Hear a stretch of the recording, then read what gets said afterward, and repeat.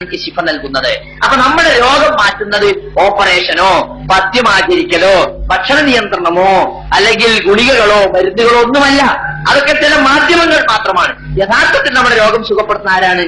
അള്ളാഹുവാണ്. അപ്പൊ മരുന്ന് മാത്രം മതിയോ? പോരാ, പ്രാർത്ഥന കൂടി വേണം. എന്നാ പെന്തക്കോസ്തേമാരി വെറും പ്രാർത്ഥന മതിയോ? മരുന്നും ചികിത്സ ഒന്നും ഇല്ലാതെ അത് പോരാ, രണ്ടും കൂടി വേണമെന്നാണ് ഇസ്ലാം പഠിപ്പിക്കുന്നത്. ലികുല്ലി ദാഇൻ ദവാഉൻ, എല്ലാ രോഗത്തിനും മരുന്നുണ്ട്.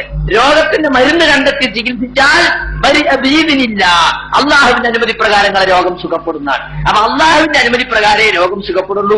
അള്ളാഹുവാണ് രോഗം മാറ്റുന്നവൻ എന്ന വിശ്വാസം നമുക്കുണ്ടായിരിക്കണം. ഇനി വേറെ ഒരു കാര്യത്തെ കുറിച്ച് പറയാനുള്ളത്, നമ്മുടെ നാട്ടിലൊക്കെ പണ്ട് ജിന്ന് കൂടാറുണ്ടായിരുന്നു. സുന്ദരികളായ പെൺകുട്ടികളുടെ ദേഹത്താണ് ജിന്ന് കൂടാൻ.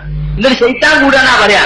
ഇന്നൊരു ശൈത്താൻ ഇളക്കൽ എന്നൊരു പരിപാടി ഉണ്ടായിരുന്നു. അത് പകലൊന്നും ശൈത്താൻ ഇളകൂല, രാത്രി ഇളകുള്ളൂ. എന്നിട്ട് ഈ പെൺകുട്ടിനെയും ശൈത്താൻ ഇളക്കാൻ വന്ന ശൈത്താനെയും കൂടി ഒരു റൂമിലാക്കിയിട്ട് നേരം വെളുക്കോളം മൊത്തം മനുഷ്യന്മാര് പുറത്ത് കാത്തിക്കുക, ശൈത്താൻ ഇളകണവും കാത്ത്. അതുകൊണ്ടുണ്ടായി എന്തെല്ലാം ദുരന്തങ്ങൾ നാട്ടിൽ. ഇപ്പൊ എന്താ ശൈത്താൻ കൂടാത്തത്? ഇപ്പൊ എന്താ ശൈത്താൻ ഇളക്കലില്ലാത്തത്?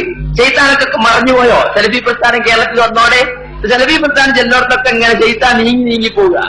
സുഹൃത്തുക്കൾ, ഇതൊരു തട്ടിപ്പായിരുന്നു എന്ന് നമ്മൾ ഇപ്പോഴെങ്കിലും മനസ്സിലാക്കണം. എങ്ങനെ ഈ ജിന്നുകൂടൻ, ജിന്നു പ്രേതത്തെ പറ്റി നമ്മളെ ആളുകൾക്ക് ഇപ്പോഴൊക്കെ ഒരാളെക്കാരും വീട്ടിൽ തൂങ്ങി മരിക്കേ ആത്മഹത്യ ചെയ്ത് പിന്നെ ആ വീട്ടിൽ പോകാൻ എത്ര സെലഫിയാണെന്നാലും ഒരു ഇടങ്ങേറാ.